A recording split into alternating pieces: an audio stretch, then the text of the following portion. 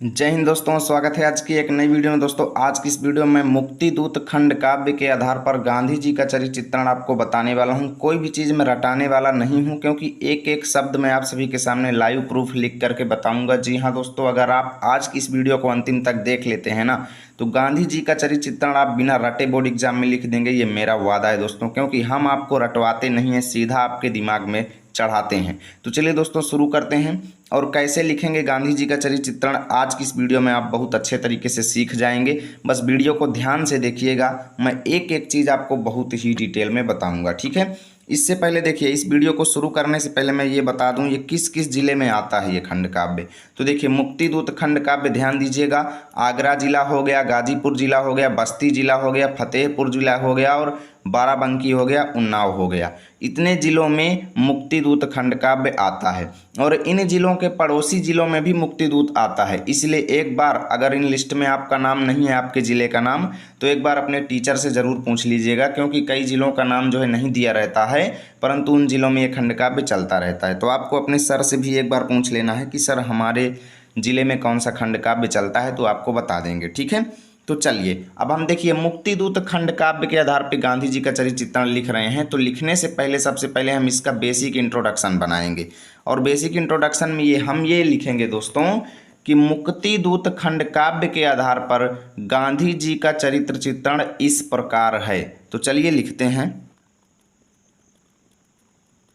देखिए दोस्तों, हमने लिखा मुक्ति दूत खंड काव्य के आधार पर गांधी जी का चरित्र चित्रण इस प्रकार है।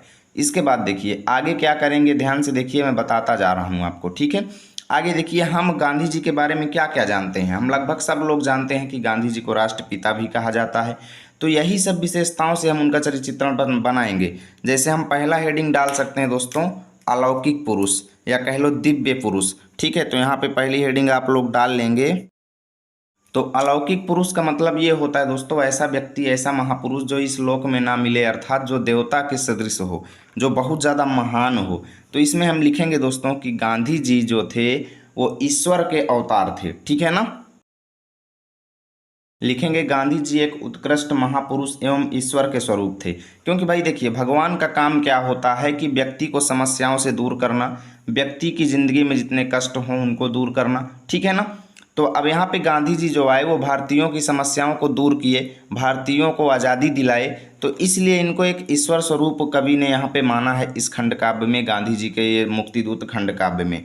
आगे हम लिखेंगे दोस्तों, अंग्रेजों से भारत को आज़ाद कराने में गांधी जी का बहुत ज़्यादा योगदान है, ठीक है।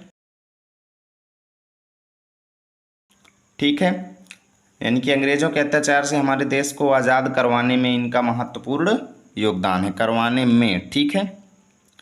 अतः हम कह सकते हैं कि गांधी जी एक परमात्मा के अवतार थे। अतः हम कह सकते हैं कि गांधी जी एक अलौकिक महापुरुष थे, ठीक है।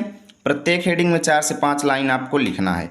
अब देखिए, दूसरी हेडिंग हम बना सकते हैं दोस्तों कि गांधी जी जो थे वो सत्यवादी थे, हमेशा सत्य बोलते थे, ठीक है ना। तो यहाँ पे दूसरी हेडिंग आप बना लेंगे सत्यवादी। देखिए, मैं कहीं से कॉपी पेस्ट नहीं करा रहा हूँ, आपको कैसे बनाना है बस वीडियो को ध्यान से देखते जाइए, आप पूरा चरित्र चित्रण बना लेंगे, ये मेरा वादा है। आगे देखिएगा, सत्यवादी में हम लिख सकते हैं कि गांधी जी हमेशा सत्य पर विश्वास रखते थे, ठीक है। आगे लिखेंगे, उन्होंने भारतीयों को भी सत्य के मार्ग पर आगे बढ़ाया, ठीक है। हमने लिख दिया, गांधी जी हमेशा सत्य पर भरोसा रखते थे, उन्होंने भारतीयों को सत्य और अहिंसा का पाठ पढ़ाया, ठीक है। आगे लिखेंगे, अंग्रेजों के इतना ज़्यादा अत्याचार करने पर भी उन्होंने अंग्रेजों से कभी भी हिंसात्मक भाव नहीं अपनाया, ठीक है ना। देखिए लिखेंगे, अंग्रेजों द्वारा अत्याचार करने पर भी उन्होंने सत्याग्रह को अपनाकर देश को आज़ाद करवाया, ठीक है। इतना आपको लिखना है। अब देखिए, अभी और हेडिंग बनाएंगे। काला पेन मेरा नहीं चल रहा है तो मैं लाल पेन का यूज कर लेता हूँ, ठीक है। आप लोग एग्जाम में लाल पेन यूज नहीं करेंगे। अब देखिए, यहाँ पे तीसरी हेडिंग आप क्या बना सकते हैं, ध्यान से देखिएगा। यहाँ पे आप लिख सकते हैं देश प्रेमी, ठीक है, देश प्रेमी, या कह लो हरिजनोद्धारक। हरिजनोद्धारक का मतलब ये होता है निम्न जाति के लोगों के उद्धारक, ठीक है। तो या कह लो गरीबों के मसीहा। हेडिंग बहुत है। देखिए, देश प्रेमी हेडिंग में हम क्या क्या लिखेंगे दोस्तों। देश प्रेमी हम लिख सकते हैं कि गांधी जी अपने देश से बहुत ज़्यादा प्रेम करते थे, चलिए लिखते हैं। ठीक है, गांधी जी अपने देश से अत्यधिक प्रेम करते थे। उन्होंने देश को आज़ाद करवाने के लिए और सभी प्रकार की बुराइयों से दूर करने के लिए अनेकों कार्य किया, जीवन में अथक परिश्रम किया। ठीक है ना। ठीक है, आगे लिखेंगे, इसी देश प्रेम की वजह से उन्होंने अंग्रेजों को भारत से भगाने का सफल प्रयास किया। ठीक है, लिख दिया मैंने कि देश प्रेम के कारण ही उन्होंने अंग्रेजों को देश से भगाने का सफल प्रयास किया। ठीक है, अब ये हेडिंग भी बहुत हो गई है। चौथे नंबर पे आप लिख देंगे एकता के समर्थक। तो देखिए मैंने हेडिंग डाल दिया एकता के समर्थक। इस हेडिंग में हम ये लिखेंगे दोस्तों कि गांधी जी हमेशा भारत को एकता के सूत्र में बांधना चाहते थे। ठीक है, लिख दिया गांधी जी भारतीयों को एकता के सूत्र में बांधना चाहते थे। ठीक है, आगे लिखेंगे उन्होंने हिंदू और मुस्लिम सबको एक समान समझा। ठीक है, हमने लिख दिया उन्होंने हिंदू और मुस्लिम सबको एक समान समझा और हिंदू और मुस्लिम की एकता बढ़ाने के लिए उन्होंने कठिन परिश्रम किया। ठीक है, तो मैंने लिख दिया हिंदू और मुस्लिम में एकता बढ़ाने के लिए कठिन प्रयास किया। अब देखिए दोस्तों हमने इतना बना लिया है। ठीक है, आप लोग देख सकते हो कितना बड़ा हमने चरित्र चित्रण बना लिया है। आप लोग स्क्रीनशॉट भी ले सकते हो, लेना है तो देख सकते हो इतना बड़ा बन चुका है और 3 नंबर का ये एग्जाम में आता है। तो अभी एक हेडिंग हम और बनाएंगे, कम से कम 5 हेडिंग तो बनानी है। चलिए अगले पेज पे चलते हैं। तो देखिए दोस्तों अगली हेडिंग हम क्या बना सकते हैं। अगली हेडिंग हम बना सकते हैं भारत के मुक्ति दूत, क्योंकि भाई देखिए खंड काव्य का नाम क्या है, मुक्ति दूत। मुक्ति दूत उसको कहा जाता है जो किसी व्यक्ति को किसी से मुक्त कराए, आज़ाद कराए। ठीक है ना, तो चलिए इसको लिखते हैं।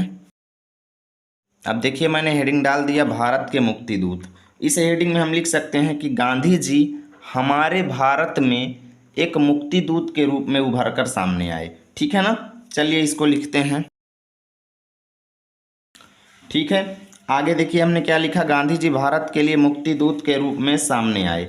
ठीक है, और लिखेंगे अपने आजीवन के परिश्रम के परिणाम स्वरूप, ठीक है, पूरी जिंदगी के मेहनत के फलस्वरूप उन्होंने भारत की मुक्ति का सपना जो है अपना पूरा किया। ठीक है, ठीक है, मैंने लिख दिया उनके 30 वर्ष के कठिन प्रयास से भारत की मुक्ति का स्वप्न पूरा हुआ। 30 वर्ष की जगह पे आप आजीवन लिख दें तो ज़्यादा अच्छा है। ठीक है, आजीवन लिखिएगा, ज़्यादा अच्छा लगेगा। उसके बाद हम लिखेंगे उनके परिणाम स्वरूप या कह लो उनके कुशल नेतृत्व की वजह से हमारा देश जो है 15 अगस्त 1947 को आज़ाद हो गया। अब देखिए दोस्तों हमने इतना इस हेडिंग में लिख दिया। अब कोई भी किसी भी व्यक्ति का आप चरित्र चित्रण लिखें, अंतिम में आपको एक निष्कर्ष हेडिंग जरूर बनाना है। निष्कर्ष हेडिंग हमारे किस काम आती है, देखिए निष्कर्ष हेडिंग में हम वो चीज़ लिखते हैं जितनी अभी तक आपने विशेषताएं बताई हैं सबको कामा कामा लगा लगा करके लिख दीजिए। यानी इस प्रकार हम कह सकते हैं कि गांधी जी एक सत्यवादी, देश प्रेमी, कठिन परिश्रमी, ठीक है, हरिजनों उद्धारक, अलौकिक पुरुष और अहिंसा और करुणा की मूर्ति थे। ठीक है, यही सब चीज़ें लिखना है। तो चलिए सभी हेडिंग्स को कैसे लिखना मैं बता रहा हूँ।